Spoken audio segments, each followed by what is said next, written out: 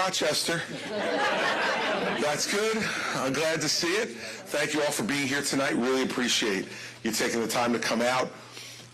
We got 14 days. So 14 days now from tonight till the primary, and I will tell you that I have noticed significantly over the last week in being here, everybody raising their level of seriousness. And I don't mean us. I don't mean the candidates. I mean you. I could tell as people come to town halls now, they are in the process of making a decision. If they haven't decided already, they know it's time to decide. And they know how important it is. And, you know, I hate when politicians say, this is the most important election of our lifetime. Because they always say it, and it never is. And the reason I know it never is because we'll have another one. We'll have another one in 4 years, another one 4 years after that. And it's not the most important election of our lifetime. But what it is an important moment in the history of our country in terms of what kind of country we want to be. You know, when I decided to get into this race back in June, I got in because I was so worried that no one was going to tell the truth. That our party had been cowed into a place where people were just going to repeat the lines that were given to them over and over and over again, and they weren't going to tell all of you what you needed to hear. They were going to try to figure out what you wanted to hear or what you were willing to hear and just give you that much and keep the rest of it for the back rooms where they all, by the way, say it to each other. But they want to continue to try to fool you. And I just said, I'm not going to stand by and allow this to happen because you deserve to hear the truth. You're entitled to hear the truth. And we should be treating you like the adults that you are, to hear everything and make your own judgments. Doesn't mean you're always going to agree with whatever I say or someone else in this race says, but what it does mean is that at least you can make those decisions based upon knowing everything you need to know. And it's an important election because it's about the soul of our party and the soul of our country. You will talk about a lot of issues tonight, and one of the great things that I love about doing these town halls is that I know you will bring up a lot of really important issues, and I'm anxious for that. But I will tell you what I think the single most important issue is in this race, if you're worried about the soul of our party and the soul of our country, and it's character. You know, like you see it today as we were riding up here from Manchester, I was watching on my phone the White House today, like tying themselves in knots, trying to explain how the Secretary of Defense went to the hospital, had prostate surgery, went under anesthesia, passed the power of the Secretary of Defense over to the Deputy Secretary of Defense. They got a urinary tract infection, which often happens after prostate surgery, went back in the hospital, and the entire time the President of the United States didn't know. Nobody told him. I mean, how the hell does that happen? Right? I mean, yeah, so top secret you can't even tell the Commander-in-Chief. The point is that, like, what's the character of the Secretary of Defense when he doesn't pick up the phone himself and call the President, the man who gave him the job, and say to him, by the way, Mr. President, bad news, I have prostate cancer, I need to go in for surgery, here's how I propose to handle it, is that okay with you? I mean, that seems to be pretty basic, right? You would do that with your own boss at your own job, and you don't have the largest military in the history of the world under your control. But you call your boss and tell your boss what's going on. Character. And it applies to our party too. You know, it was stunning to me when I saw Donald Trump's social media post on Christmas where he said in that post, to all the people who don't agree with me, rotten hell, Merry Christmas. He's right after that. He said, and by the way, Merry Christmas.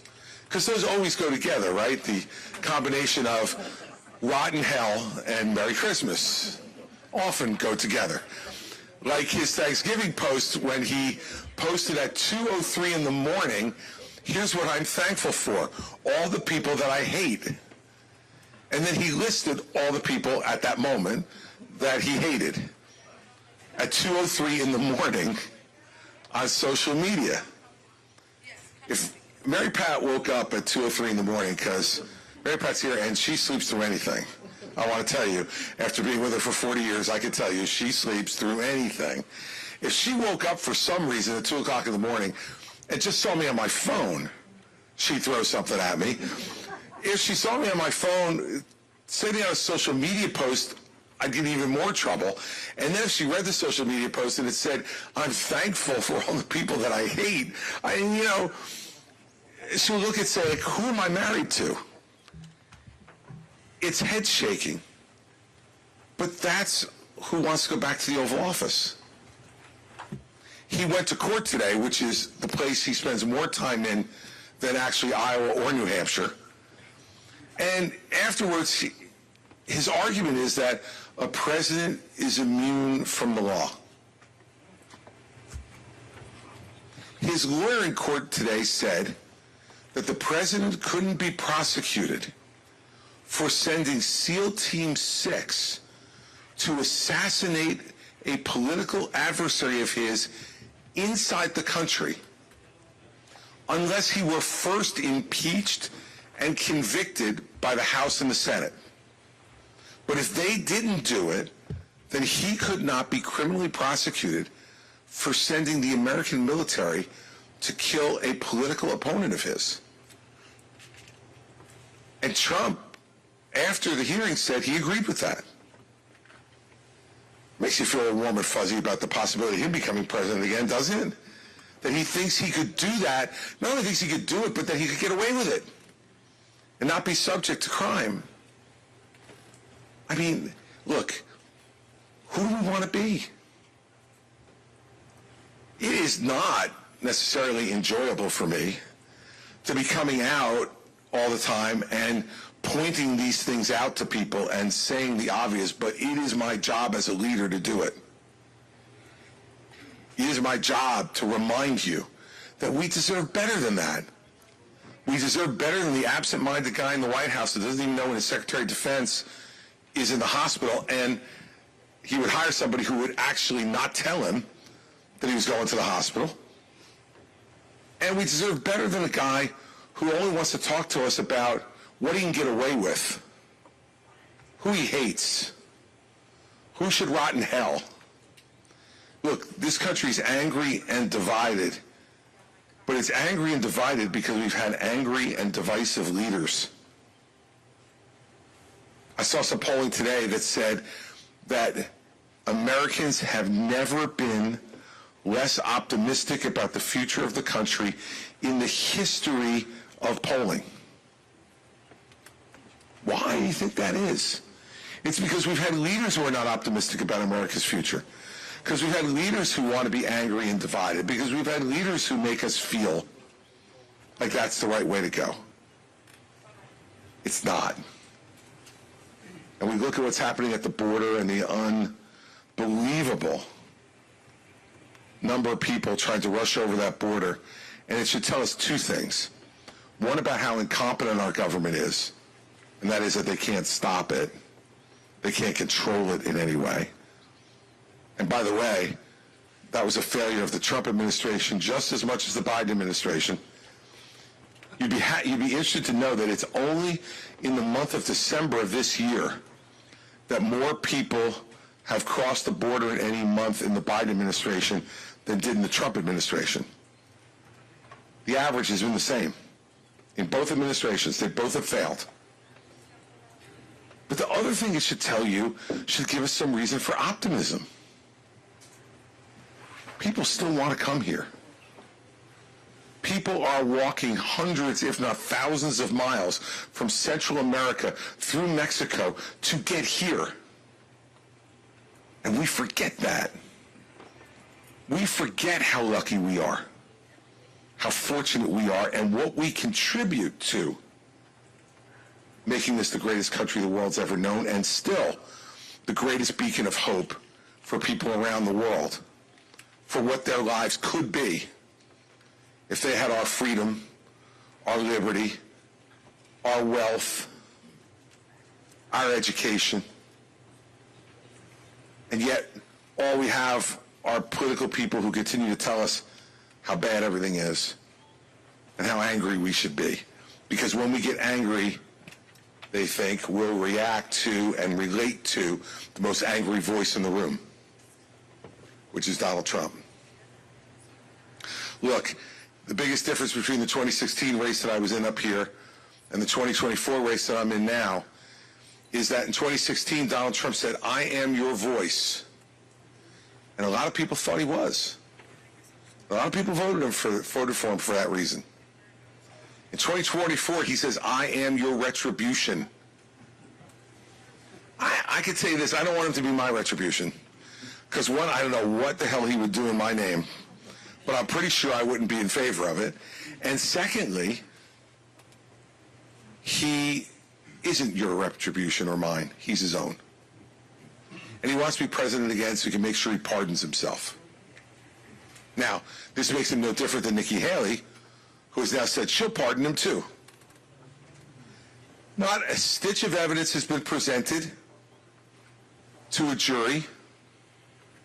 No judge has ruled on whether the evidence is fair or not. No jury has heard that evidence and made a decision of whether he's guilty or not.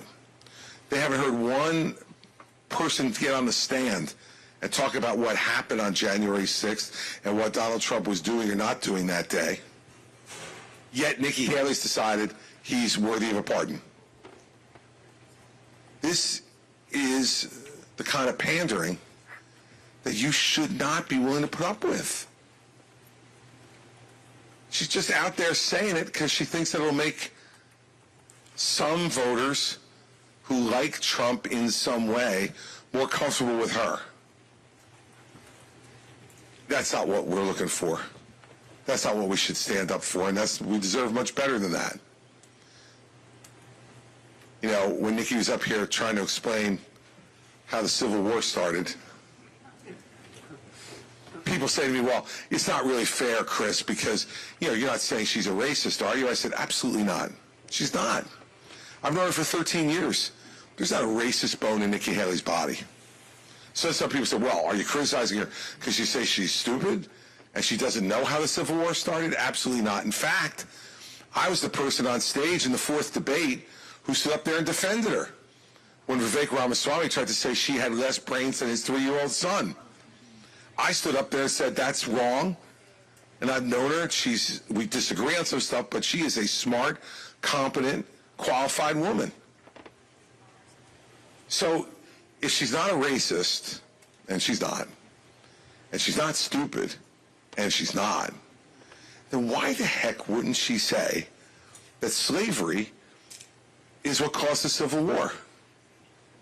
Because she has heard in the past that some people where she comes from in South Carolina are still fighting the war. She said the Civil War is about change versus tradition. What was that tradition exactly? Enslaving Africans who come to the United States in forced labor for generations? Now, it's right versus wrong. And she's so trained to say the least offensive thing to any one group that she just abandons the truth. Look, if she'll do it about that, like, what's next? What's next? I don't know. Because I wouldn't have picked that one up. I wouldn't have guessed that one's coming, that we're going to have a debate about the Civil War. I thought that was settled. But apparently we're still, having some arguments about that one. You deserve better. You deserve a lot better than that. And so, You know, look, in the end, there's a lot of important issues to discuss tonight, and I'm happy to discuss them. And unlike other town halls that you may have been to, get ready, because when you ask the question, I'm going to actually answer it. And I'm not going to answer it with a slogan or anything. I'm just going to really listen to your question. I'm going to answer it. And you may like the answer or not like the answer. I don't know. We'll see. But I'll usually be able to tell by the way you look. Just be ready as you start to get it. And you'll be able to tell by looking at Mary Pat whether she likes my answer or not, too. She's very expressive as well. So usually I could tell. But you're going to get an answer. And boy, I think that's what we deserve, isn't it? The stakes are high. And it's not the most important election in the history of the country, but it's important. And who the next president is going to be really important. And the last thing I'll say before taking your questions is, it's up to you. It's up to you. New Hampshire has such an important role all the time. And it's just as important, if not more important this time, especially when a former president is up here for the third time.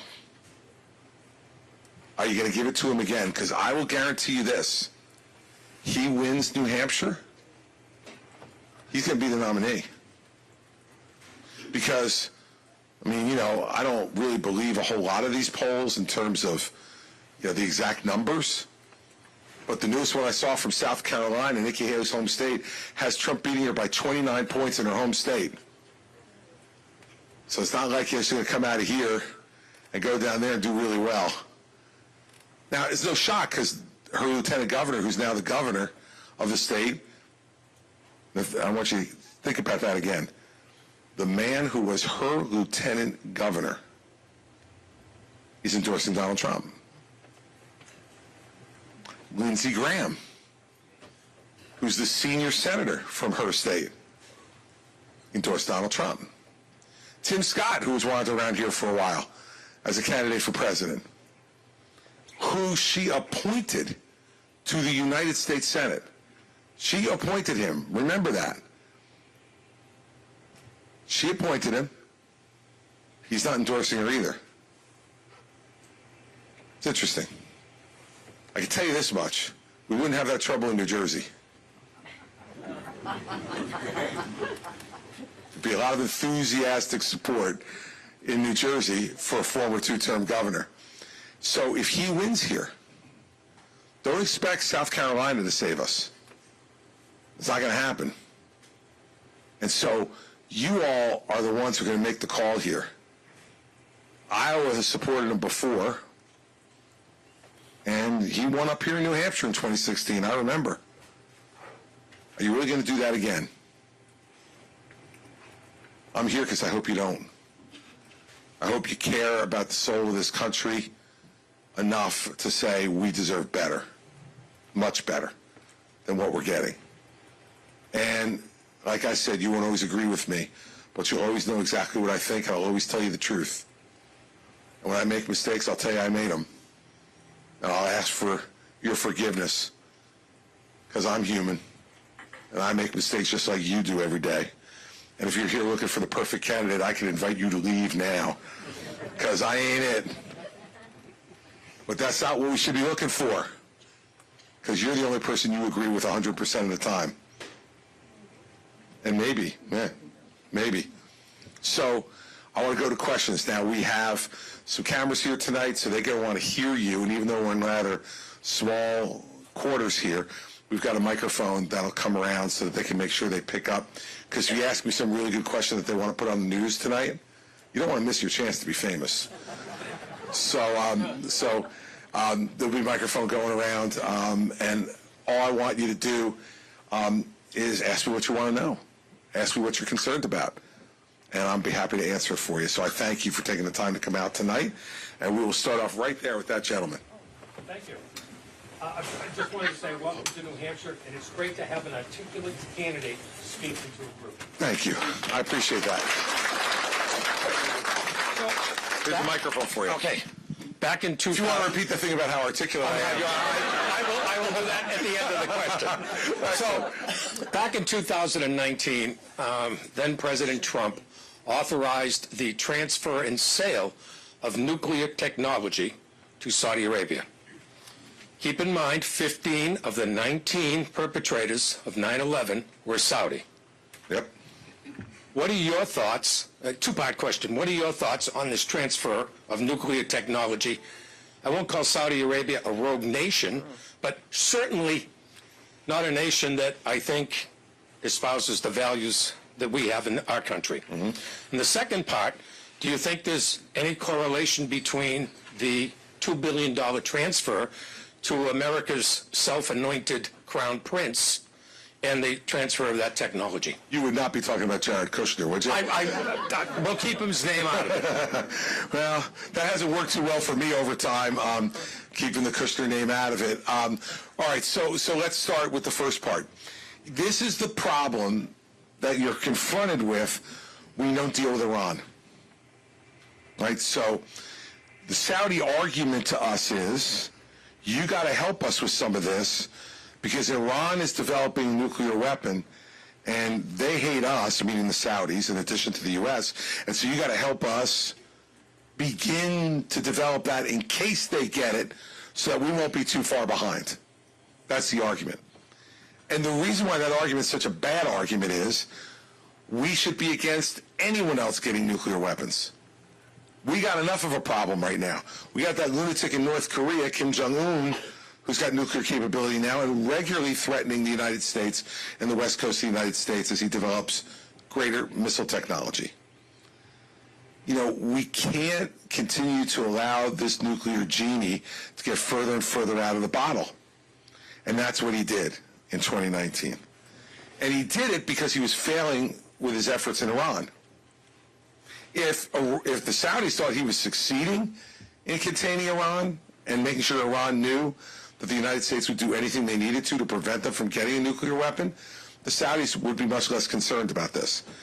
And some people bring up the Israelis, but the Israelis have had nuclear technology for some time, and the Saudis haven't been demanding anything in return because the Saudis know that the Israelis are not going to use that in an aggressive way against the Saudis.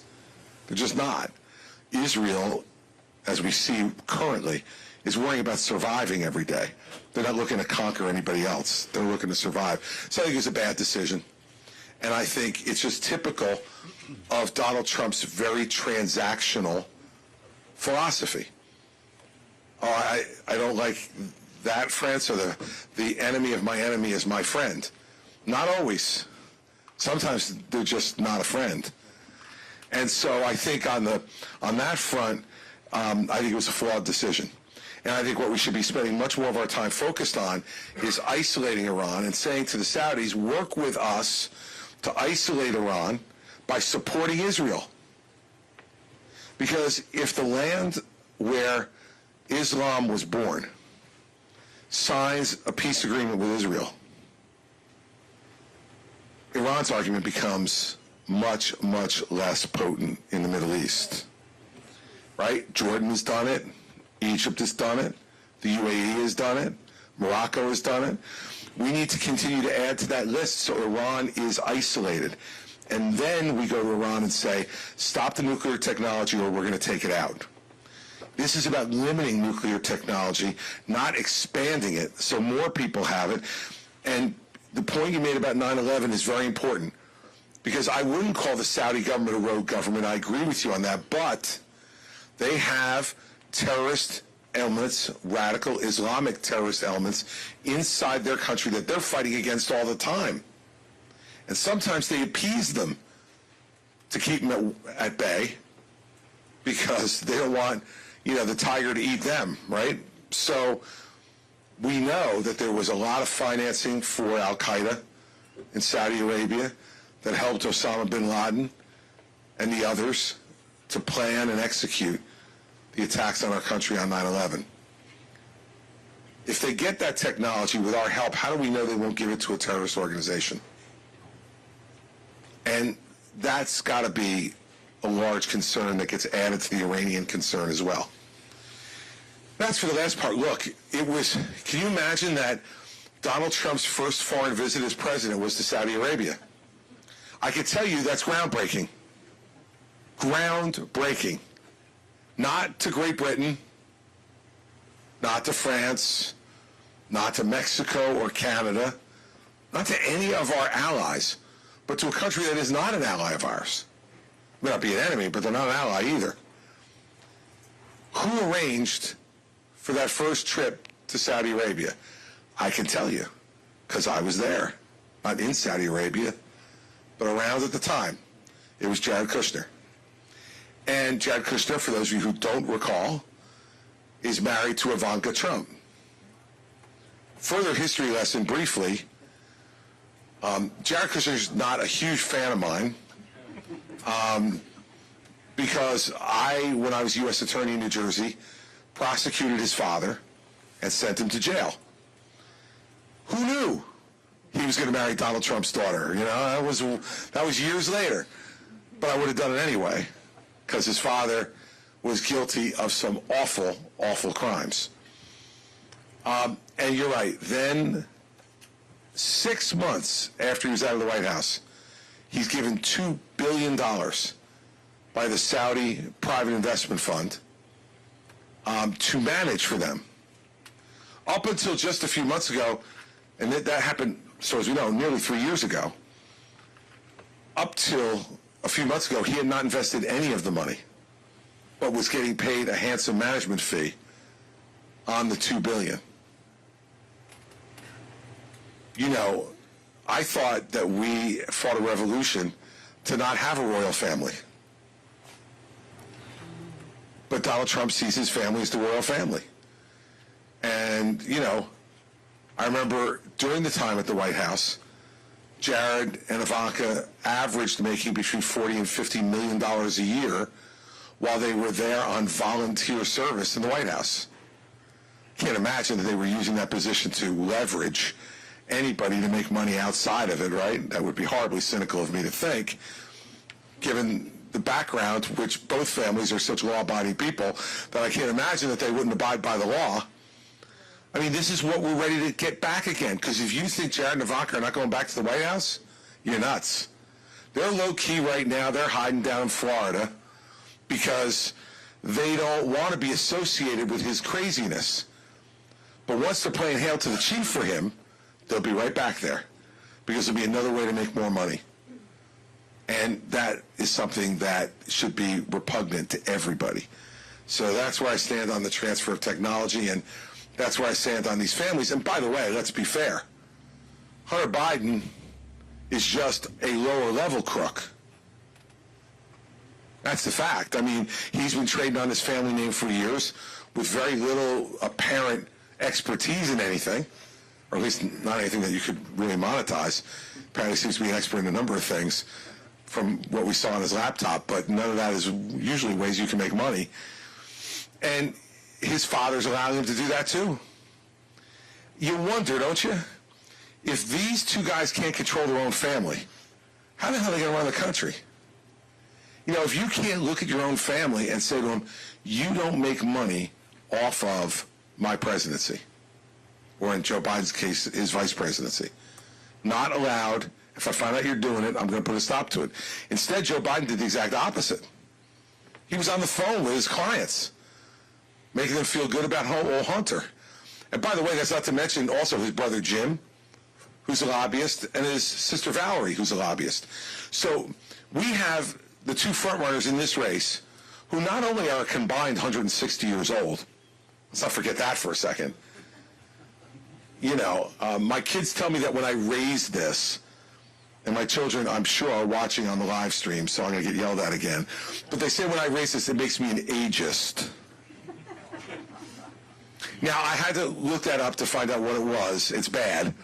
But I'm like, once I knew what it was, I'm like, yes, I plead guilty.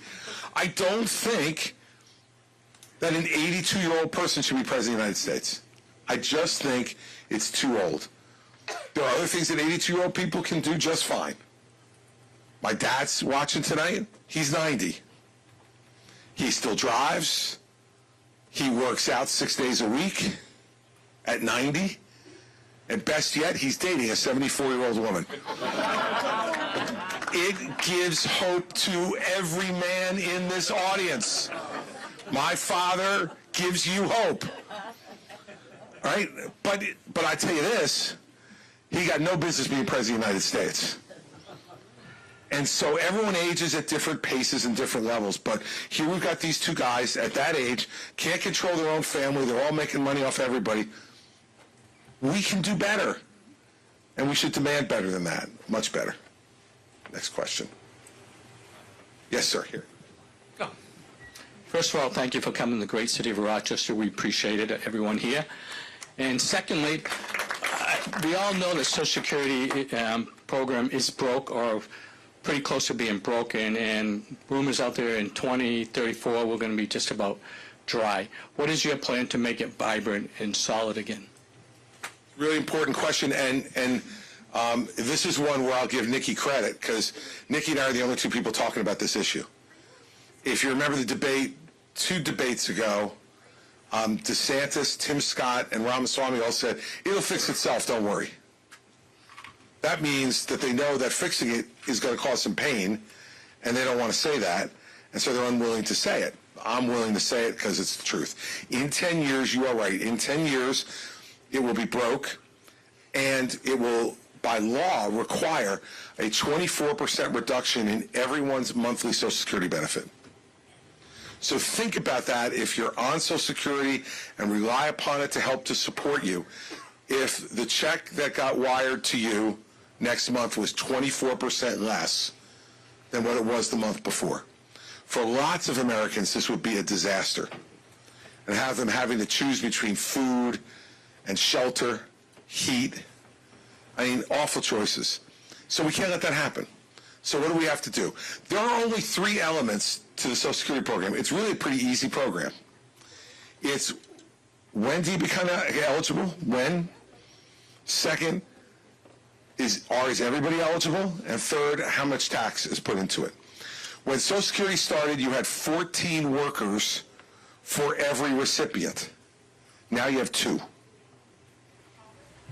So that's the first thing that's a problem. So what do we do about it? First off, I would raise the retirement age. But I would raise the retirement age not for people in their 50s or 60s, but for people in their 30s and 40s who will have plenty of time to adjust to this new retirement age. You can't do it to people who only have 5 or 10 years till they retire. They will not have enough time to prepare for that, to save more money and put it aside so they can support themselves. But look, Mary Pat and I, our oldest child is 30. We have a 30-year-old son. If we raise the retirement age 3 or 4 years, and he's got 40 years to get ready for that, and he doesn't, we got bigger problems than the Social Security retirement age with our 30-year-old son. We'll give people plenty of notice to get ready, but we got to raise the retirement age. And if we do, why do we do it? It reflects reality. When Social Security started, the average life expectancy of a man in the United States was 63 years old. And when it started, you could start collecting Social Security at 62. Great deal for the government, right? Pay all this money in while you're working, and the average person would collect it for a year and then die. And so that's why the trust fund used to be so flush. It was about the number of workers paying in and the fact that very few people were taking it out for a long period of time. Now the average man in this country lives to 83, not 63. So if you have people who are retiring at 65, 66, 67, they're now collecting this on average for 18 years. And it's just, the money is not there to do that. Second, I would change eligibility for Social Security and not make everybody eligible. I would do a means test on Social Security. This country has provided all of us with a lot of great opportunities. And for those of us who have been fortunate enough to make the most of those opportunities and be able to save a lot for our retirement, we shouldn't get Social Security. Social Security was a safety net program. That's why it was set up. It was set up after the Depression by FDR because everyone relied upon private pensions back then from the company they worked for. And when all those companies went out of business in the Great Depression, people were left to age in poverty. And Roosevelt, I think, rightly said, we can't allow that. There should be a safety net underneath it so that people can have at least enough to live on. That's what it was intended for. I got to tell you the truth. Warren Buffett doesn't need Social Security. Mark Zuckerberg doesn't need Social Security, right? Elon Musk, no Social Security for you. Yes, I've heard from people in town hall meetings, I paid into it, I want my money back. Well, look, there are lots of programs that we pay for with our taxes every day that we never get a benefit from. The example I use all the time, Mary Pat and I have been fortunate, we've never had to be on food stamps. So, but we pay for food stamps in our taxes every year. It's good to know that in this country, we want to try to make sure as best we can that people don't go to bed hungry at night in this country, and that food stamps are there to help mothers, fathers, children to be able to support themselves. That's the way we need to, I think, look at Social Security going forward. That it is there for those people who need it the most, and we are helping to pay for that. And I'm not talking about, you know, people who have $500,000 and most of it's tied up in their house. I'm talking about people who have been able to save millions of dollars for their retirement. If you've been able to save millions of dollars for your retirement, God bless, that's great. Great job on your part. Your life is going to be really good. But you got to wonder, do you need Social Security then? And isn't it really there for the people who need it the most? I think if we make those two changes, you can make it solid for the long term without having to raise taxes again on people. Because people say, well, why not lift the cap on Social Security taxes? The problem is that if you lift the cap, a lot of middle-class families are going to be paying a lot higher taxes. And you just stop them from saving for their own retirement. I'd rather have those people not give the money to the government who stole it from the trust fund and spent it on other stuff, right? Which is why we're in the problem we're in. Let them say now, we're not going to raise the taxes, but the deal is you need to go and save for your own retirement. Make sure you have that money there. And if you do that, you're not going to have to worry about what happens with Social Security. So that's why I would be opposed to increasing the tax on it, because I think the government has shown themselves not to be responsible stewards of that money that was supposed to be in a trust fund and is no longer there because it's all been given to the general fund. And now it's all just dead anyway. I mean, all it is treasury bills, right? It's not real money anymore in there. We're outspending how much we collect by a lot and just borrowing against it. So that's the way I would handle Social Security. I think the next president's going to, well, if the next president has 8 years, if it's not either Trump or Biden, they're going to have to deal with it because of the 10-year issue. That's another problem with Trump or Biden. They only got 4 years. Remember, Biden got up at his State of the Union address last year and he said, can we all agree we're not going to touch Social Security? And both sides of the chamber, for the only time all night, both sides got up and cheered. I turned to Mary Pat and I said, a room full of liars and hypocrites. Like, they know, and all they want is like, God, don't make me make that vote, right? But the next president, if it's someone who's eligible for 2 terms,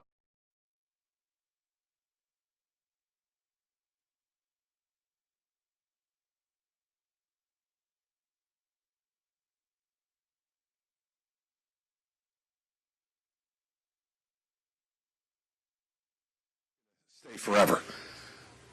Let me see. Yes, sir, in the back. Got you here. Welcome, Governor Christie. We appreciate it.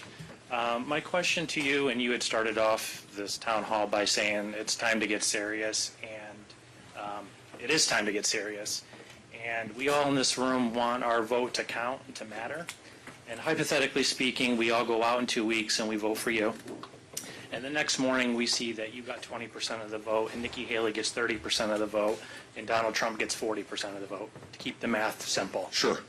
Trump wins New Hampshire, and I agree with you, if Trump wins New Hampshire, he wins the nomination. What do you say to the voters not supporting Trump around the unification of a vote to ensure that Trump does not win New Hampshire? Look, I think part of the problem is I would be happy to get out of the way for someone who is actually running against Donald Trump. Like, look, I've said from the beginning that if I didn't see a path to winning, that I would get out. Now, part of that is because I want Trump to lose, but part of it, too, is this is hard. This is hard, and you don't want to do this if you don't see any. Like, look, I'm famous enough. Let's start with that. There's not a place I can walk in this country where people don't recognize who I am. I got plenty of titles. The only reason to do this is to win.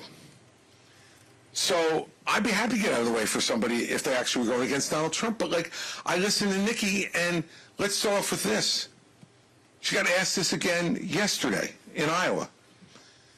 Voter said, I'm trying to make my decision about who to vote for. I'm against Donald Trump. Will you promise me that you won't accept the vice presidency from Donald Trump if he offers it? And she once again refused to answer the question. Now, I've said very clearly, if Donald Trump offers to be vice president, it's a hard no. Give Ron DeSantis credit. They asked Ron. Ron said not only would he say no to Trump, he'd also say no to Nikki. He has no interest in being vice president for anybody. And, you know, that's probably consistent with his personality, but nonetheless, at least he answered the question when he was asked. Let me tell you something, having been in this business at a national level now for 15 years and being vetted twice for vice president. I was vetted by Mitt Romney for vice president in 2012. I was down to the last two for Donald Trump in 2016. It was me or Mike Pence. Thank God he picked Pence. I think Pence is wishing he would have picked me. And so I've been through this. When a politician doesn't say they won't take it, that means they will. So she says cute things like, I never play for second, in response to that question. Okay, I get it, but does that mean you won't take it? I know you're not playing for it. Does that mean you wouldn't take it? Won't answer the question. Says she pardoned him. Remember the first debate back in August? Seems like a long time ago in Milwaukee. But the first debate, we were all asked, if he's a convicted felon, would you vote for him?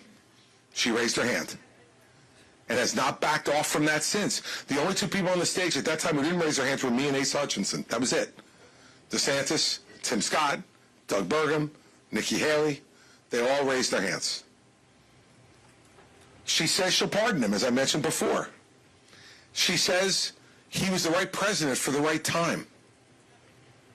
And then she says, for some reason, chaos and drama follow him wherever he goes. That's like the arsonist saying, for some reason, burning buildings follow me wherever I go. I know why. You set the fire.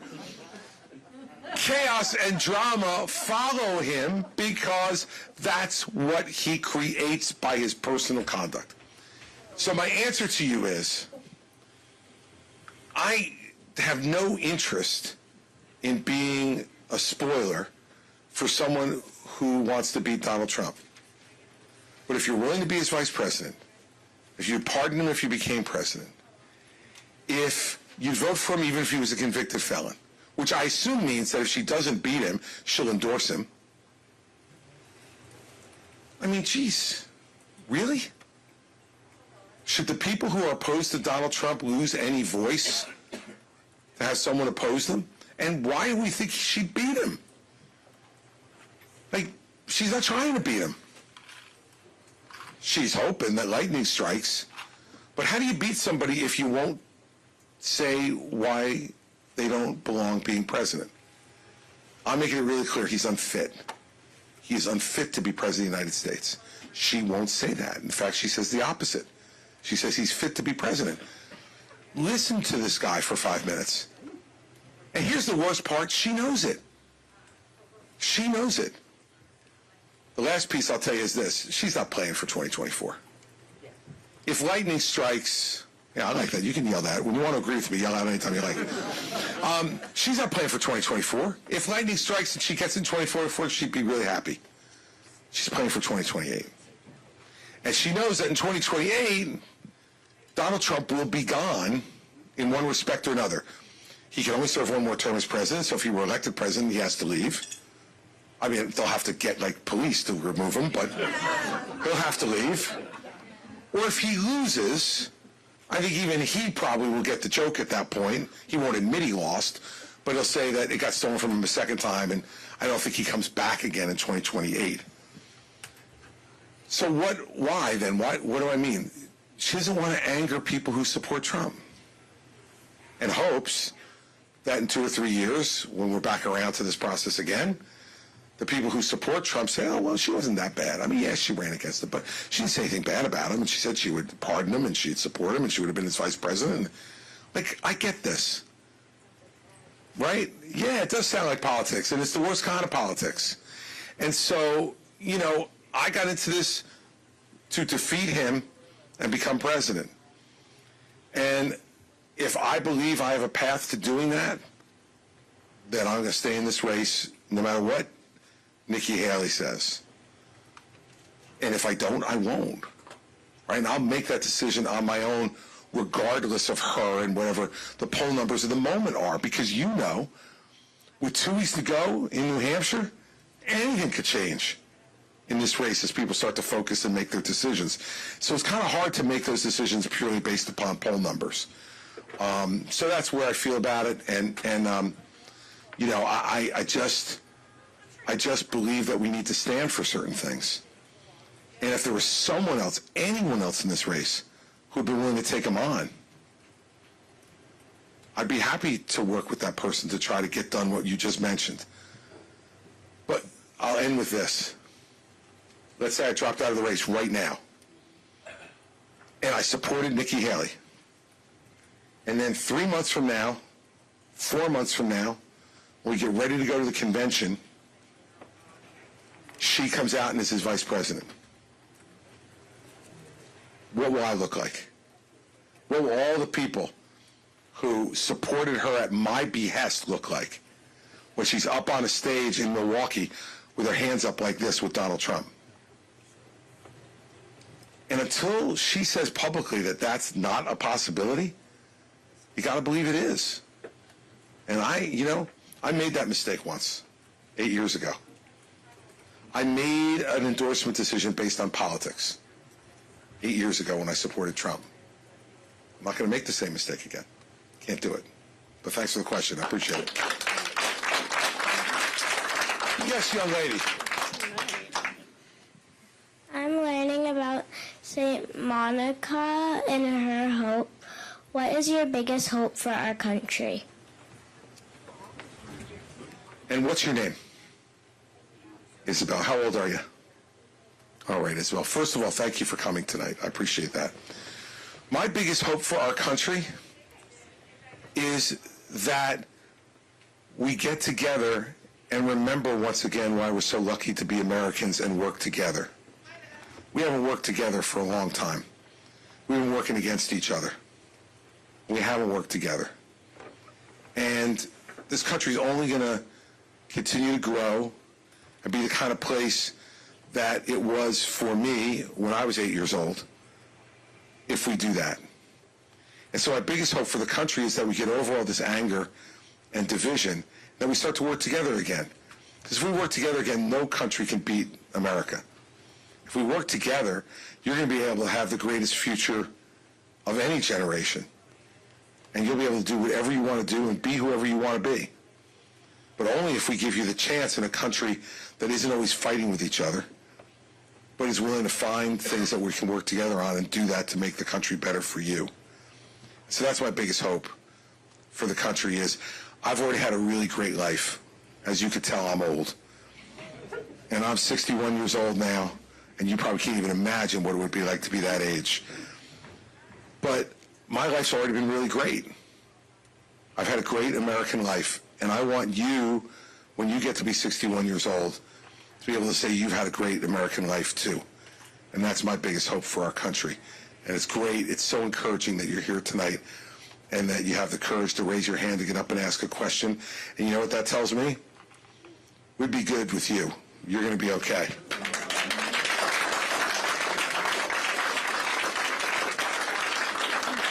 Other questions? Yes, ma'am. I can't stand watching the news every night because of this migration of folks coming from South America and Central America.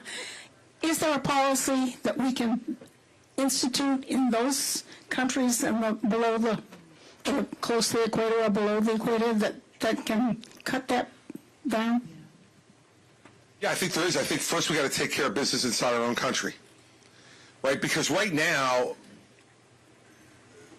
they believe, and we've given them no reason not to, that if they come, they're getting over. Right? So if you're in a place like Ecuador and you are feeling like you're politically repressed or you're economically really poor, and you hear about relatives of yours who've come to America and they're living a good life, you're going to be drawn to come, especially if you think if you get there, they're going to let you over the border. So that's why we have to fix ourselves and our own problems first. So here's what I would do. I have 5 things I would do to fix the problem at the border. First, on my first day as president, I would sign an executive order that sent the National Guard to the border. The National Guard is there to protect inside this country. That's why it's called the National Guard, to protect the nation. Send them to the border, because right now our Customs and Border Patrol officers are overwhelmed. Last month, 276,000 attempted illegal crossings. The men and women in that Customs and Border Patrol can't keep up, so they need help. So I'd send National Guard to the border to turn people away who try to come over here illegally. Second, we need to hire 10,000 new Customs and Border Patrol officers because they're overwhelmed. Now, that'll take us a year to recruit them, train them, and deploy them. So that's why you have to keep the National Guard down there probably for at least a year until you get the new people in. But you get those people in to continue to do the job and not be overwhelmed. Third, I would absolutely make sure that we have enough detention beds down there once we apprehend people to detain them. You know right now how many detention beds we have at the border? 38,000. We had 276,000 attempted crossings last month, right? So even if we detain them, we got no place to put them. I would double the number of beds to 80,000. That would probably take 9 months to a year as well. But you need to do that because we need to detain people at the border, because right now the policy is you capture them if they're coming across, if you capture them, and you release them into the country, which gets to point 4. We need to triple the number of immigration judges. Right now, if we capture people, right, and they claim political asylum, then they're entitled to a hearing. You know how long they have to wait for a hearing now? 4 years. 4 years. Well, you can't detain them for 4 years. So what do? We release them into the country and say, hey, come back here in 4 years to El Paso and have a hearing which could result in you being removed. They're not stupid. They're not coming back. And we have this huge continental country, and they disappear into it, and we can't possibly keep track of all of them, right? So if we triple the number of immigration judges, we can bring that waiting period from 4 years to below a year. And you can detain them for less than a year. Keep them there in the detention beds we talked about. Give them their hearing. If they qualify for political asylum under our laws, you bring them in legally. If they don't, you send them home. Fifth, go ahead. No, I was going to say, are there no policies we could institute in their own countries? I'll get to that. I said we'll fix home first, and then we'll go over there, but I'll get to it. So fifth, we need to change the immigration laws here, because the immigration laws we have now are antiquated, and they encourage people to come illegally because they have to wait so long to get in here legally. So they say, well, the hell with that. Well, I'm not going to wait, and I don't even know if I'm going to get in. We have 6 million vacant jobs in this country right now. 6 million vacant jobs in this economy. What we've done throughout our whole history, as you know, is when we've had vacant jobs that Americans either couldn't do or didn't want to do, we brought in immigrants. And we said, okay, you get a work visa, you come in, you work, and if you want to become a citizen eventually, you pay your taxes, you follow the law, and you learn the language. If you do all those things, then you get in line to become a citizen. But in the meantime, you can stay here and work and pay taxes and do the jobs that Americans aren't doing. We don't do that. We need a merit-based immigration system that says, okay, here where we have the open jobs, the industries that we do, who's got skills to be able to do that? That's where my great-grandfather got here. My great-grandfather in 1901 came here from Sicily. He's a stonemason. And they were building New York City. And so they said, any Masons who want to come, we'll take you. And so my great-grandfather and great-grandmother got their ticket. The problem was when they got their ticket, my great-grandmother was 9 months pregnant. So my great-grandfather said, I'll go. You have the baby and then meet me.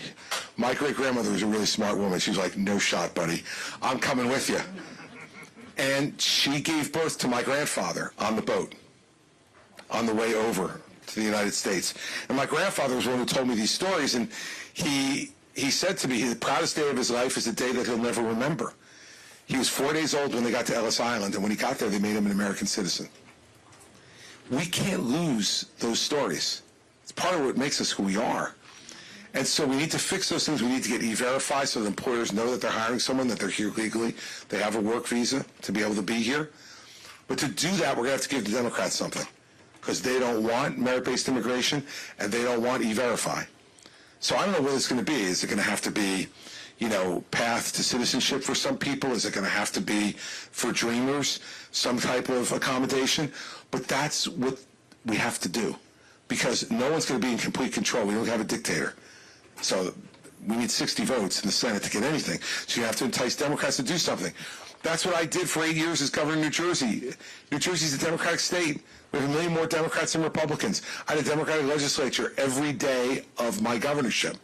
I had to learn how to coax, punch, coerce, hug, cuddle, whisper, and get a deal made, or else I would wind up doing nothing. We haven't had a president who's known how to do that for over 20 years. George W. Bush was the last one who knew how to do that, because he had a Democratic Senate down in Texas and had to make deals. We haven't had a president who's been willing to do that on either side of the aisle since then. I'll get that done. Now, on the other countries, we have enormous trade with all of those countries, and we have to use that as a leverage with them. We have to say, look, we're going to continue to trade with you. We want to continue to trade with you and help your economy, but you've got to exert some control over your population. You can't just say, because you know what they're doing now. Go. Not our problem anymore. It's going to be America's problem. The biggest weapon we have is trade, and we have to use it to convince them, Mexico most importantly, because remember, Mexico is our single biggest trading partner in the world, and they need us. And we've got to say to the president of Mexico, because the current president, the last president was somewhat cooperative, the current one is not cooperative at all. Now, he's leaving next year. We'll see who the new person is. But whoever that new person is, we have to make sure they understand they've got to become part of the solution and not just be a highway. They treat Mexico like it's a highway for them to just go through to get there. Mexico could do a lot more than what they're doing. We need to start with them and then work our way south to the other Central American countries, which is where most of these folks are coming from, and say to them, because Mexico's economy is really pretty good.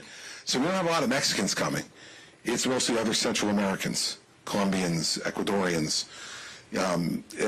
All those folks are, dead Nicaraguans, are coming up here because the economies in those countries, mostly socialist, are bad, and they want to come here. So the way to do it, I think, is through trade. Because, look, Ron DeSantis says he wants to shoot him stone cold dead at the border.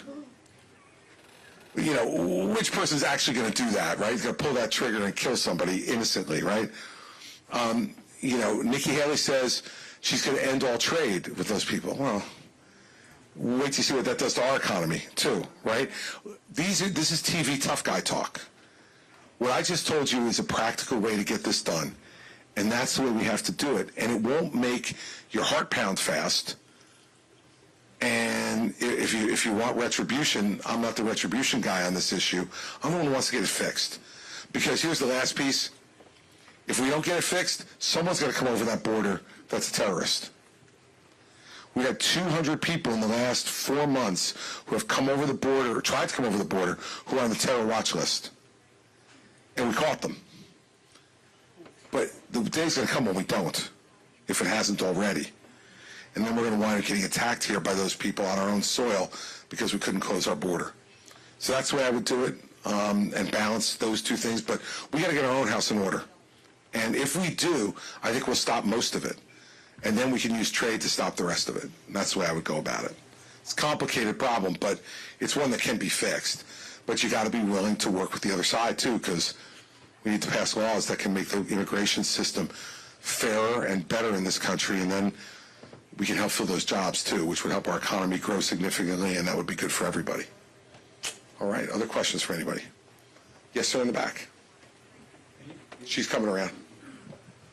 Holly is coming.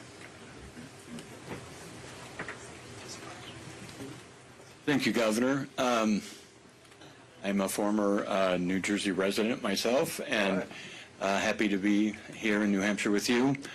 My question is to follow up on the South America issue. At Drew, I studied Latin American international relations. and the Chinese development and investment in these countries, and the question that was asked to Mitt Romney, who was the greatest American international obstacle or opponent, and he gave an answer. I was curious to see who you think is America's greatest country that is a threat to us.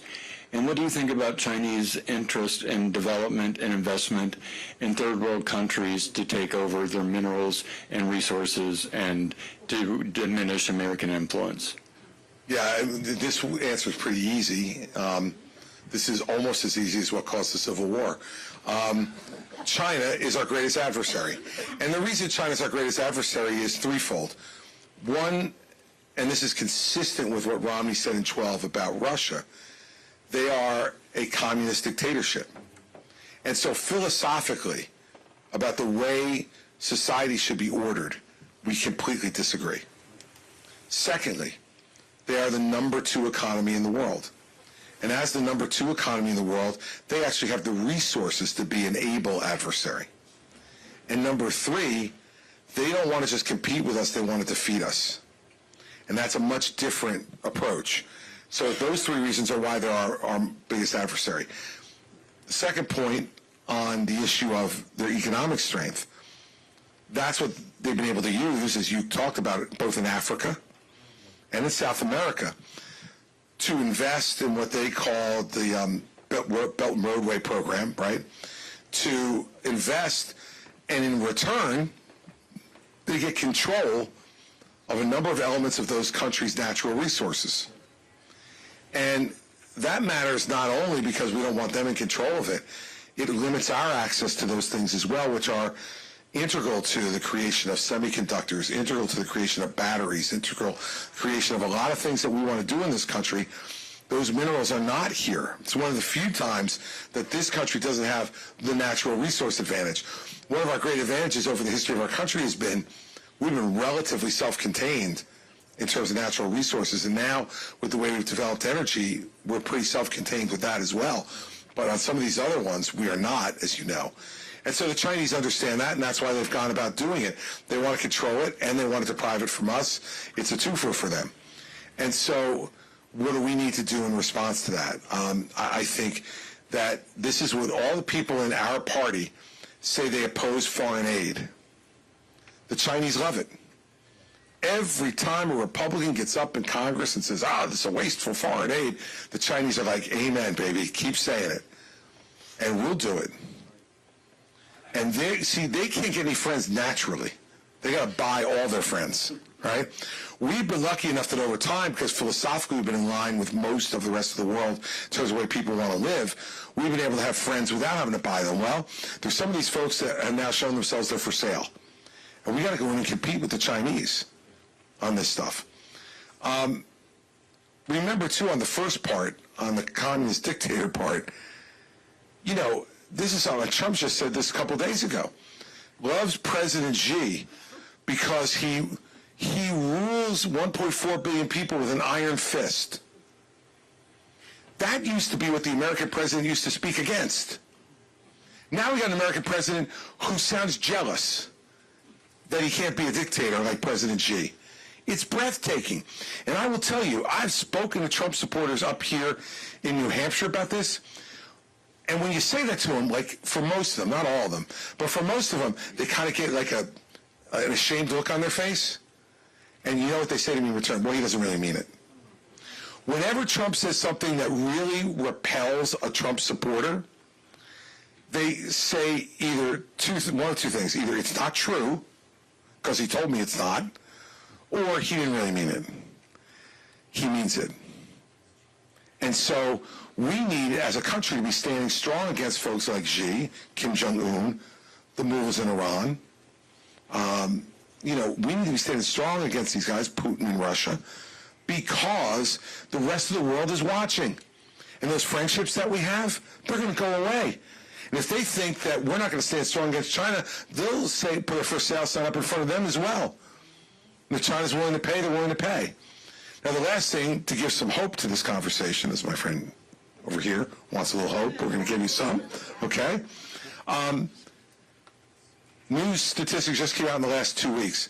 China's GDP for last year is 2/3 of ours. 2/3. They are going like this. Why? Because they had that one-child policy for a long, long time, and their folks are aging, and they don't have a labor force to support it. Secondly, they spent a ton of money not only on the Belt and Roadway program, but inside their own place, building cities, thinking the population was going to expand, and no one's living there. They have entire cities in China, office buildings, apartment buildings that are vacant. No one is living there. They have a huge debt because of that, and they're now struggling with that. And third, they help to create a middle class in China. And when people start to develop middle class, they get middle class values, which means like they want to speak out. They want to pick their own leaders. And the communist dictator is like, no. We're just going to give you some money. Stay cool. We don't need you speaking about us. We're in charge here.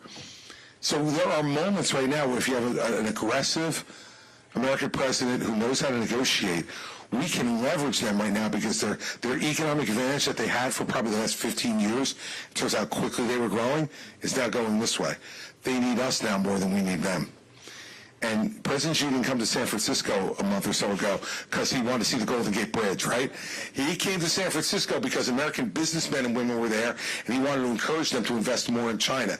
Well, we should stop them from doing that unless he's going to start to cooperate with us on the things that we just talked about. So that's the way I would go about it.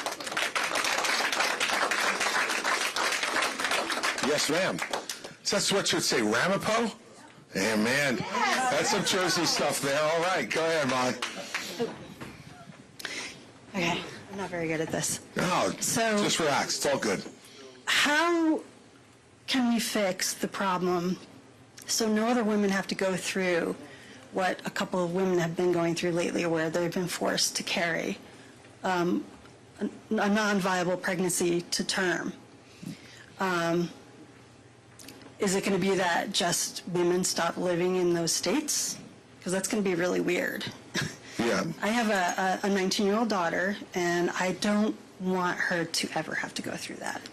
No, look, I completely agree with you. I agree with you as someone who is personally pro-life. But when I look at what happened in Texas, right, that's not protecting a life. It is contrary to the pro-life philosophy. The pro-life philosophy says we want to protect every life. Well, the doctors made very clear to this woman that her child was either going to be stillborn or was going to die within hours of birth. Yet they wanted to force her to carry that pregnancy for another 20 weeks, which is a horrible thing to know that the life that you feel inside of you is not going to be born and have to do that. So it's wrong. And so my view on that is that if laws are going to be pro-life, they have to be to preserve an actual life. So that's on that piece of it. But secondly on this issue, this is why every state should be allowed to decide for themselves. Now, I believe the voters should make this decision, not the legislatures. This should not be a group of elected officials who make this decision. This should be put up to a vote in every state and let people decide. And then at least you know that you have a voice in this. And so, like, for instance, look at what's happening in Florida right now. So Ron DeSantis signed a 6-week abortion ban when he's getting ready to run for president because he thought, I guess, it was going to make him more likely to become president. What's happened? In Florida, which is a red state now, they got enough signatures to put protecting a woman's right to make those decisions on the ballot for this November. Now, that's what I want to see happen all over the country. Let people decide. Now, Oklahoma had a vote. Oklahoma decided they only wanted to allow abortion in cases of threat to the life of the mother. I disagree with that, but at least the people voted for it. I don't want the Congress in Washington, D.C. making this decision, because let me tell you, you watch those jokers, it took them 3 weeks to figure out who the new speaker was going to be after they fired the old one, right? They held up 400 military promotions over this issue, right? We don't need them making those decisions. I would not sign any national abortion ban if I were president of the United States. I wouldn't. I don't think it should be that kind of issue. I trust the people of every state to make this decision. And when you see what's happening in the country, when Kansas voted to not ban abortion, one of the reddest states in this country, this is not a red or a blue issue. It just isn't. The politicians make it that way. Right? And by the way, and men have an interest in it too, right? I mean, like, men have opinions on this. And often I've found that men's opinions are informed by the women in their lives. You know, it's not like we come up with this stuff most of the time by ourselves. And, you know, so that's why I'm okay with people making this decision at the ballot box. I think it's the only way to do it. It's a very emotional, very personal issue. You have to have laws on it. You can't have no law on it. So let's let people decide.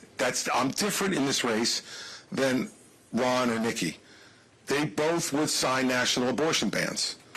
And, you know, now Nikki doesn't say that when she's in New Hampshire because she knows it's not incredibly popular here. So she waits to say that to when she's in Iowa in front of the evangelical crowd. Then she says she'd sign a 6-week abortion ban. When she's here, she says, I'm for compassion. Okay, I am too. I don't know what the hell that means, but generally I'm for compassion. Be careful about this stuff. Because, again, like with the vice presidency, when a politician won't answer the question, it means because they think you're not going to like their answer. I'm from New Jersey, as you know.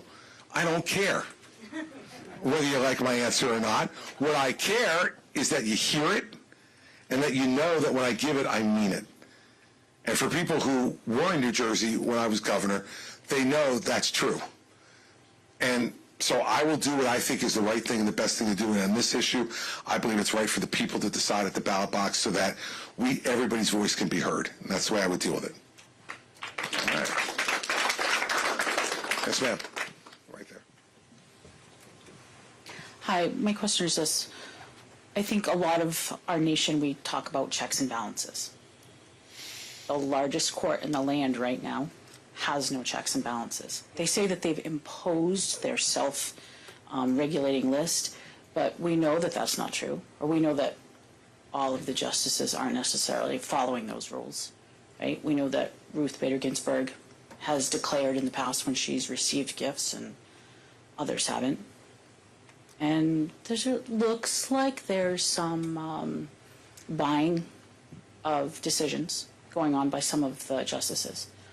What would you do to make sure that we clean that up so that it can't happen and so that they're not regulating themselves? Is there a way to fix that? Well, let me say this. First off, you know, I think that transparency is the most important thing on that. And I really don't believe, I don't know all of them, but I know most of them. I don't believe anybody's buying decisions. I don't think that's happening. But it doesn't matter. Because if there's a perception that they're being bought, then it lowers their credibility.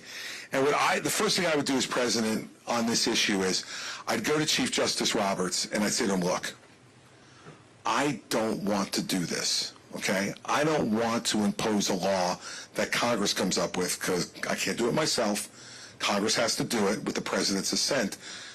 So, and I don't trust them to not do it in a partisan way. So the first thing I'd do is call the Chief Justice over to the White House and I'd say, look, either you do it or I'll do it. I'd prefer you do it in a way that is public and transparent so that everybody can see it and that you have to file your disclosure forms the same way we have to and that the rules of filing those disclosure forms are just like the ones that I have to file so that the American people can go on the internet, look at who you're getting paid by, who's helping you write a book, who's sending you on a trip to Europe to give a speech. I don't think there's inherently anything wrong with that, as long as we know. Because then if we see a decision that goes one way or the other, then we can raise a stink about it. So I would go to the Chief Justice first, who I do know, and who I think is a fair guy and a guy who is trying to get this right, and say to him, you have to do this. And you can't let any of the other 8 tell you no. Like, you have to do it. Because if you don't, I'm going to tell Congress to do it. Because either way, you're going to have a public ethics code that you have to comply with and disclose to the public what you're earning outside of your income as a Supreme Court justice, because the public has a right to believe that they're getting all the information they need to assess whether you're for sale or not. And I don't think we've ever thought the court was for sale before, and the fact that some people think it now hurts our country, because they got a lot of important decisions to make, that we need to count on the fact that they're making it based upon what their best judgment on the law is. There's always going to be disagreements among them, and that's fine. That's part of the check and balance. But if they don't disclose those things, it's a problem. And so that's what I would do. I would try to do it behind the scenes first to get him to do it so that they will all buy in. But I'll tell them, if not, then I'm going to go in my first State of the Union address and advocate for it. So, you know, one way or the other, sir, decide what you want to do. I want to give them the chance to do the right thing. And if they're unwilling to do the right thing, you know, then we'll have to impose the right thing on them, because they're public servants too. They're not a king or a queen any more than the president is, or the Speaker of the House, or the Majority Leader of the Senate, right? So that's what we need to do, and that's the way I would handle it. And I hope that they would do it themselves. If they don't, then we're going to have to do it for them.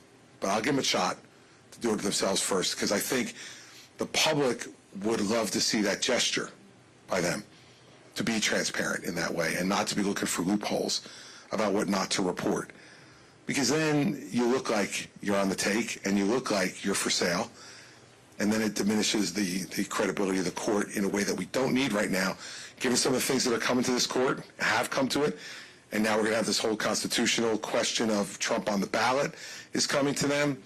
We may have his presidential immunity claim that may come to them. Like, there's a lot of enormous decisions we need to count on their integrity to make in the right way. So I'm with you on that, and that's the way I would handle it, Vice President.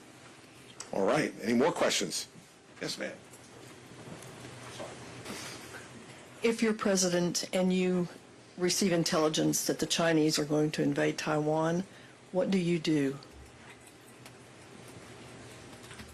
Well, first, I try to deter them from doing that. And I think the best way to do that is, from the beginning, when I would get into office, I would work on rebuilding our Navy. Our Navy doesn't have nearly the number of ships we have, and not anywhere near the number of submarines we need to have. And so I would build a third shipyard in this country that would start building those submarines and those ships, because that's the only thing that will intimidate the Chinese. If we have a big presence of, especially nuclear subs, in the South China Sea, they're going to understand. Like, I'll give you an example. Our nuclear submarines that we have there now, they're very quiet. China doesn't know where they are. And they can shoot 170 missiles at a time. I would just call Xi and say to them, look, let me just tell you, there's enough there to really lay waste to a good part of your country. You want to try me? Try me. But I'm a lot closer to you than you are to me because of that submarine capability. So I try to deter him. If he decided to do it anyway, then we'd have to go to war there. We cannot permit him to take Taiwan over for two reasons. One, because based on the answer I was giving back here before, we have friends that are counting on us to stand up for free people in this world. And if we don't, then everyone's going to head for the exits to be friends with America. Second, as a practical matter, 2/3 of the world's semiconductors are manufactured in Taiwan. You can't do anything anymore, anybody, without a semiconductor. You can't start your car without a semiconductor. You can't turn your heat on in your house without a semiconductor. And we all know those phones that we're slaves to are all with semiconductors, right? We do everything from those.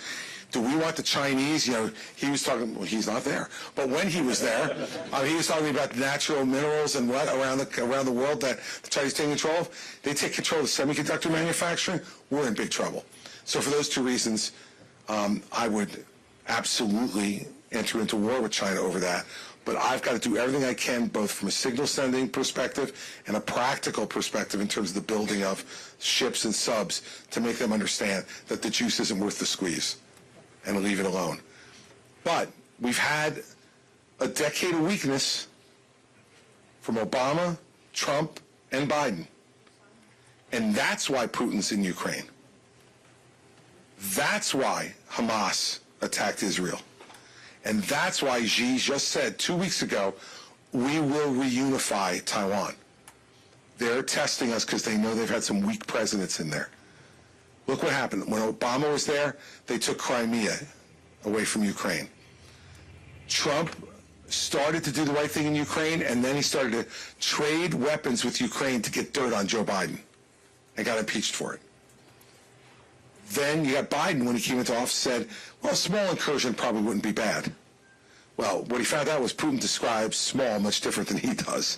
Right now we've got Russia and Ukraine. As soon as they saw that happening, it wasn't going as well as they thought, they had to set up a distraction somewhere else in the world. So Hamas comes in and invades Israel to distract America to the Israeli problem and away from the Ukrainian problem. And by the way, it's working.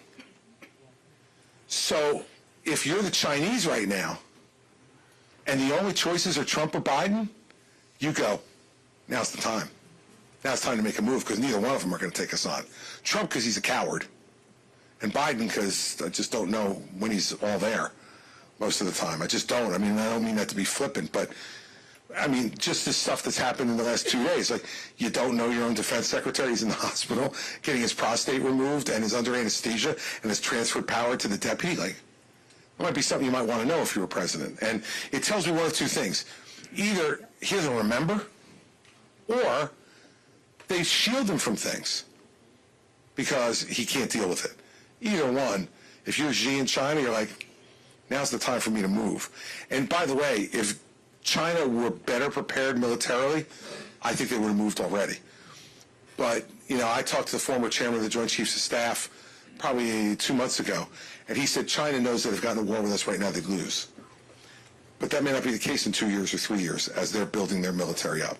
So we got to be ready to move. All right. We can take 2 more questions before I let you go out as I see the snow continuing to pile up out there. Yes, sir. Thank you, Governor Christie. What a pleasure to be here and to listen to your knowledge, your thoughtfulness, and some very key parts of what I'm sure would be your platform. I wonder if you could share with us maybe 4 or 5 just ideas of the principal things that would be on your platform for your first 2 years as a president. Well, you heard a few of them already, right? The border issue would be the first thing that I would work on. Second, the rebuilding of our Navy, incredibly important. Third, let's talk about spending. Social Security, we talked about. So fourth, let's talk about spending.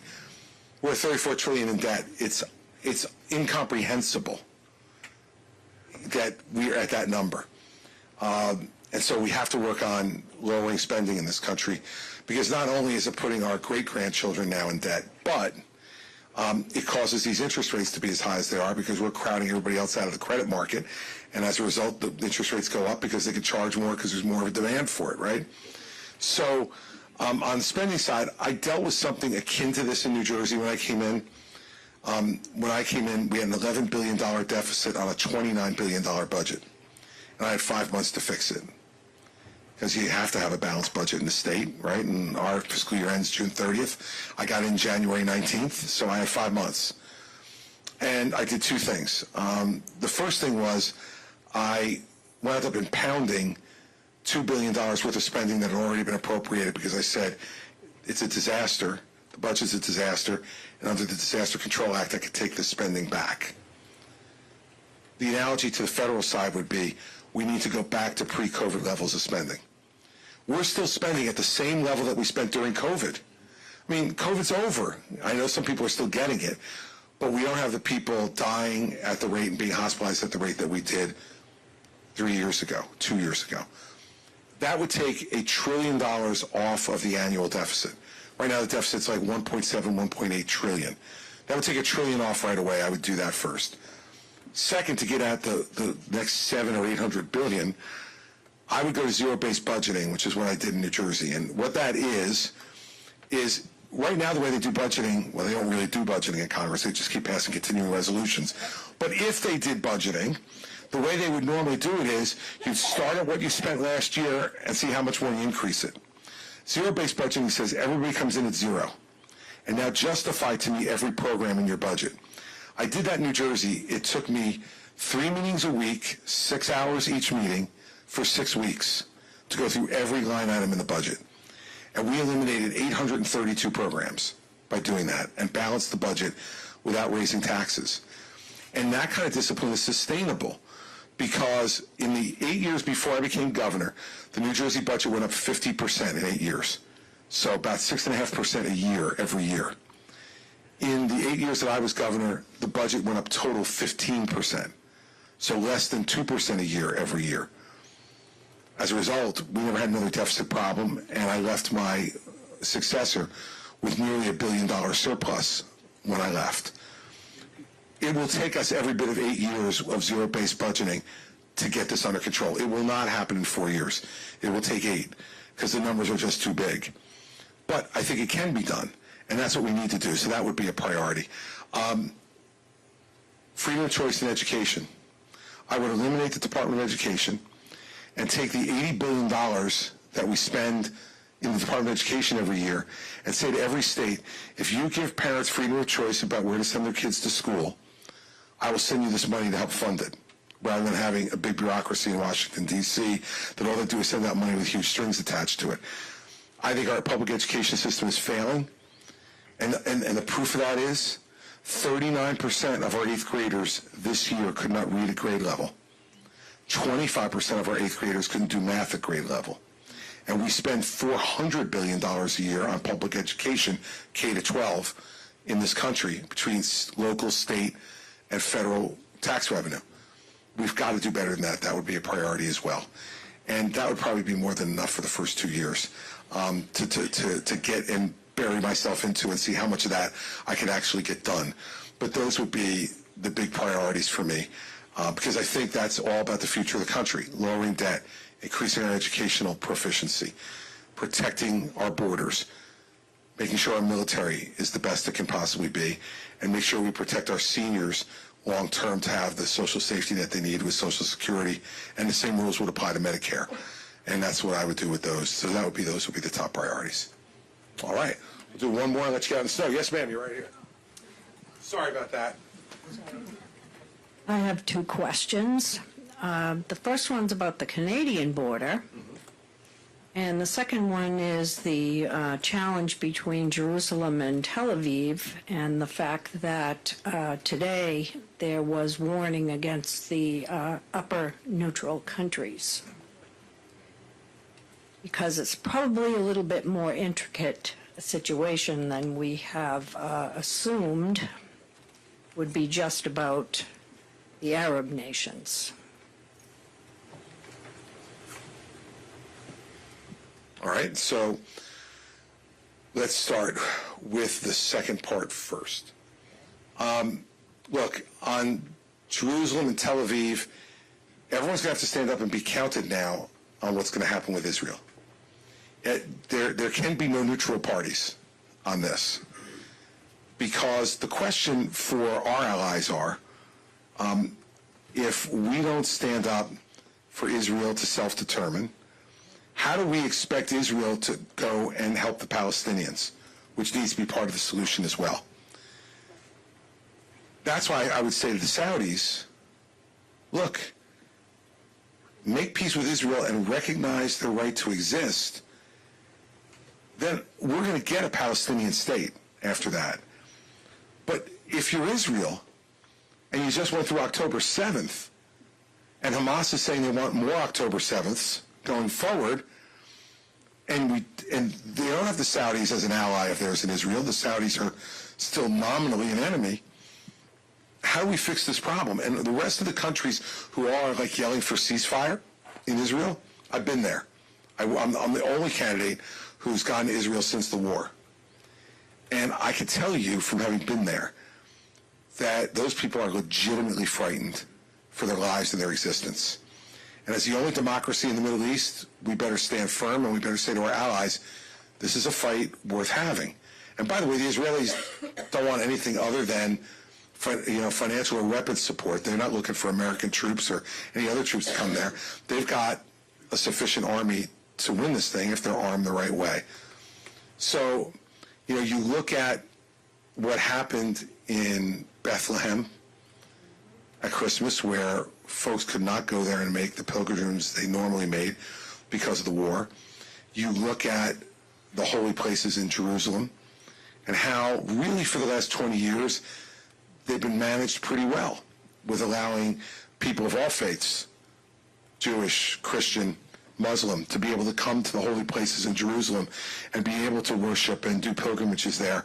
And Israel has made sure that it's been a place that's been open to everybody. That's what I remind all these folks of.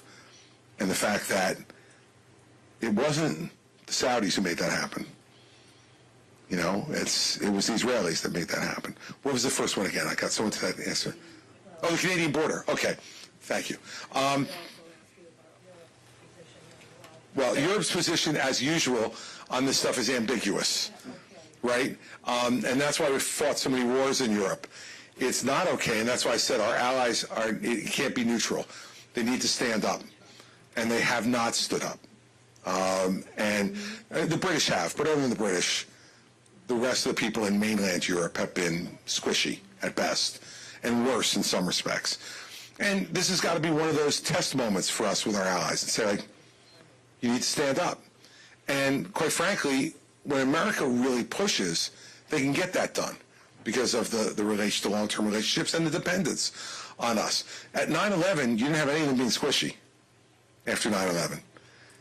And because we made it clear, President Bush made it clear, there's only two choices. You know, if you're a terrorist or you harbor terrorists or support them, you're just as much of an enemy. Well, you know, everybody came around, so we do that. On the Canadian border, look, we have a great opportunity at the Canadian border to be able to avoid what's happening at the southern border, right? I mean, it is, you know, I'm sure that even those of you here in New Hampshire who are a border state to the Canadian border, you're not waking up every morning worrying about what Trudeau's up to. And like, are the Canadians coming? We know they're not coming. But what we need to worry about is that we have a situation that's similar to what's happening at the southern border, which is people will begin to use that as an access point to the country, and that will significantly change. Well, and exit too. Now, here's the other part of it, though, is the challenge there and the opportunity are both much larger. The challenge is, you look at the southern border, presumably you could build a wall there. Now, we know that became a bit of a problem with the last ones. You can't build a wall on the northern border, okay? And so the fact of the matter is that we have to use technology, and we have to use greater leverage with the Canadians to make sure that we're all in this game together before it gets bad like it's gotten with Mexico. And so that's where, when President Trump mocked Trudeau and, you know, called him an infant and pretty boy and all the rest of the stuff, you know, that's all like fun stuff for Trump, but it pisses Trudeau off, and it makes him much less likely to cooperate with us in these things. We got to remember this is still a human business. And you're interacting with other human beings who have feelings and pride and ego and all the rest of it. We're not the only ones who own that.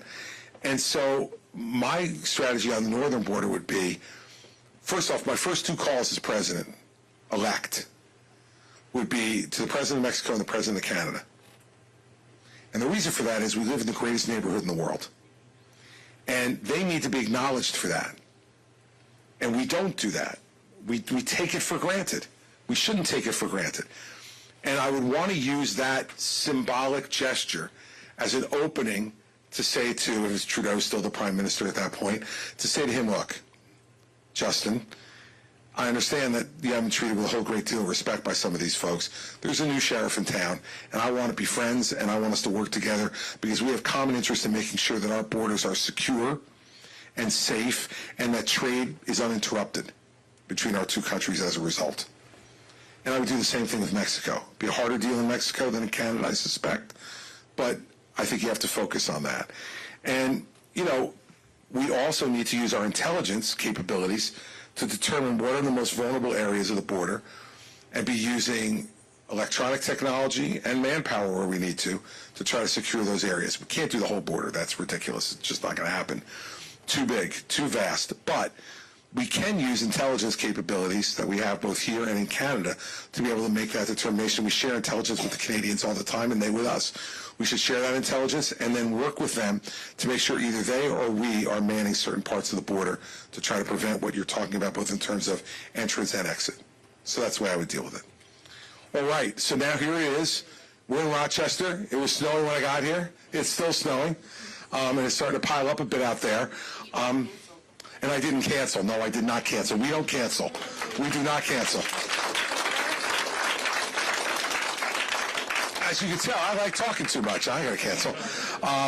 Look, I'll end where I started, which is this is your call. Like, I don't want to hear any moaning or complaining from anybody in New Hampshire. You have an opportunity that no one else in the country except for Iowa kind of has, which is you're the presidential wine tasters of America. Like, you get to taste all of us. You get to see all of this close. I can guarantee you, once we get past, and South Carolina's not even as up close as all this is. When you get past South Carolina, the only people that are gonna see us are people who are watching TV. No one's gonna see us like this. And certainly no one's going to get to sit here for an hour and a half for 2 hours and ask questions. And so with that absolute privilege comes a responsibility. Don't just do what the media and the pundits are telling you is inevitable. Trump is not inevitable. He doesn't have to be. But only if you're going to stop him. You got to send the message. And I know, because I've been out here doing it now for months, it's hard. Because some of these Trump supporters are the loudest and the angriest. And it's hard sometimes to stand up. I tell the story all the time. I had a woman in Nashua. I was leaving a restaurant, and as I was walking by her table, it was a little woman that looked like she was in her 70s, and she grabbed my arm, and she said this, she goes, "Make sure you keep going after Trump. You need to stop him." And I said, "No problem, I will, but why are you whispering?" And she said, "Well, because my friends don't like to hear me say stuff like that." Like, it's time to stop the whispering, New Hampshire. Like, 2 weeks from tonight, there can't be whispering. Because if there's whispering, he's going to be the nominee. And then your choice in November is going to be Donald Trump or Joe Biden. This is the greatest country the world's ever known. This is the greatest democracy in the history of the world. That's it? Really? I mean, you know the rest of the world's looking at us going, come on, they can't be serious. They can't possibly be serious. And worse, I think about Isabella. And I want her family to be able to point to the White House again and say, be like that person. Act like that person. Speak like that person. Feel like that person. Care like that person. Yes? One more question. This kid has been. Did you ever hand up and I didn't see you? I did. All right.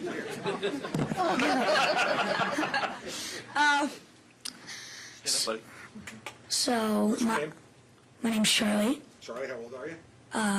9. All right, let's go. My question is about the future of, like, violence in America if you were to be president, and, like, what, like, you would try to do to prevent, like, let's say, America being in, like, a major combat thing in, like, 8 to 10 years or something like that. Yeah, because 8 to 10 years, it might be you having to go, Charlie. So, like, all politics is local, isn't it? Look, I think the best way, Charlie, to stop a fight from starting is to let people know that you're not afraid of one, and if there is one, that you'll be prepared to fight. So, if you're on the schoolyard, and there's a bully on the schoolyard, and he's trying to bully you around, and you stand up to him and say, like, I don't want to fight you, but if you fight me, you're going to get the worst end of it. And he looks at you and he knows that you're serious by the way you look and the way you act, that you don't want to fight, but if he's going to take a swing at you, you're going to be ready to fight back and to win. I think that's the best way to avoid violence and avoid us being in a big conflict around the world where we'd have to send people like you to go and fight it and risk your life. And I think the hardest thing the president ever has to do is to make that decision. And everything that you do should be to let people know we will stand up for what we believe in and we are prepared to fight, but we would rather shake your hand. We would rather be your friend than be your enemy. We would rather see you do well and us do well. It doesn't have to be one or the other. Everybody can do well if we work with each other and we cooperate with each other. And I think those are the things that the president needs to be saying and preparing for to be able to avoid a war like that.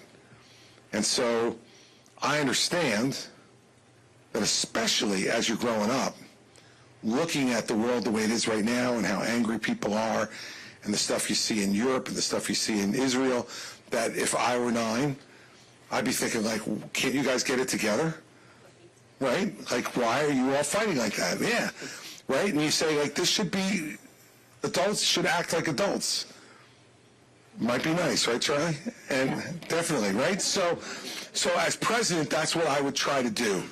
And it doesn't mean that we never have a problem, but it makes it much less likely that we do. But people know you're serious, that you'll stand up for what's right, but that you'd rather work with them, cooperate with them, and make everybody's life better. I think that's the best chance you have to not having a war like that, not having to see somebody like you go over and fight something like that, because I prefer that not to happen. Thanks, Charlie. Sorry I missed you. So that's a really good way to end. Right before I got into the race, I called President Bush 43, and I asked him about whether I should get into this race or not. I worked for him. I was the U.S. Attorney in New Jersey. He appointed me. And he said to me, you should get in. No one's saying what you're saying. Get in. Fight. And he said, now remember, when you go to New Hampshire, he said, make sure when you're at those town hall meetings, you ask people for the vote. Now, I know you think that they know you want their vote. And he said, but people, you know, they're sensitive about their vote. And if you don't ask them for it, they may think you're not respectful enough of their vote. So ask for the vote. Don't forget to ask for the vote. I said, absolutely, Mr. President. Because you hear me? Ask for the vote. I'm like, yes, sir. I got it. I said, thanks for the advice, Mr. President. And he said, yeah, who would listen to me anyway? I only won it twice. And so I want to make sure I do that to honor my friend and the person who got me in this business in the first place, President Bush 43. I want your vote. I need your vote, need your support to be able to keep this going. I want to stand up to Donald Trump, and that's what I've been doing every day of this campaign. And it has at times been a lonely adventure. But the reason that I don't feel completely lonely is because of folks like you, who, when I start to say these things, look at me and smile and nod. Like, you get it. Well, now I need not only your vote, but I need you to talk to all those friends of yours and colleagues and relatives and neighbors who are all trying to decide now what to do. And they got a chance to make that choice in 2 weeks. So in these 2 weeks, we got to make sure you're talking to everybody. Whoever you're going to vote for. Like, look, I want you to vote for me, obviously, but even if you're going to vote for one of the other folks, get out there and make sure you do, and make sure you advocate for the person you believe the most in. Because only if we get everybody participating and doing this do we get a situation where we get something better than what we're being offered right now. And that's the most important thing to me. Because we do have 4 children who are older now than when I came here the last time. But even though they're 30 and 27 and 23 and 20, they still, God willing, have the majority of their lives ahead of them. And I want this to be the great country that it's been for me for most of my life, and giving me these opportunities to be the great-grandson of the guy who got on the boat as a mason that came over and helped build New York. And amazingly, the grandson of a guy who was born on the boat. If my grandfather were alive today, he would not believe this, that a guy who was made an American citizen when he was 4 days old came over here at that age with parents who couldn't speak the language, that his grandson is getting a chance to run for president of the United States. That's what this country is all about. That's why she should have hope. That's why he shouldn't be worried, because that's what this country has always provided. Let's not give that up to a royal family. It's not what we wanted 250 years ago when we started. It's sure as heck not what we should settle for now. So as long as I think I got a chance to win this thing, I'm going to fight every day to try to win it. And with your help 2 weeks from tonight, we could shock the world. If we do that, then I'm going to be the next president of the United States, and we're going to do the things in those first 2 years that I talked to you about. And different than other candidates, I love doing town hall meetings. I did 150 of them in my first 4 years as governor, and I'm going to keep doing them when I'm president, because that's the way you find out what people really think, when you give them the opportunity to talk to you up close. And so we'll keep doing that. You give me the honor to be your president. I'll be your president, not anybody else's. And I appreciate you coming tonight very much, and drive home safely.